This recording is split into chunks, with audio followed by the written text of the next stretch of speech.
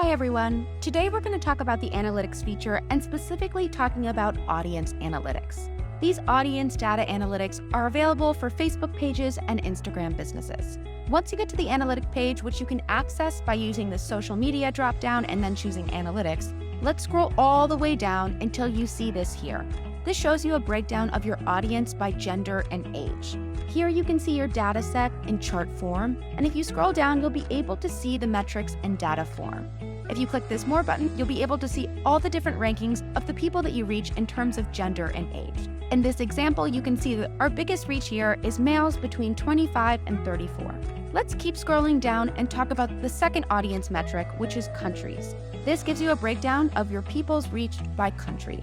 You have your map here, which indicates by color which countries you have the most reach. You also have that data available in list format here.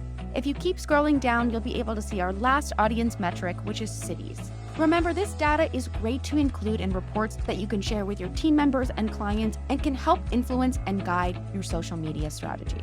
Thanks for watching, guys. We'd love to hear from you in the comments. And check out our other videos and see how simplified social media tools can help you every step of the way. See you there.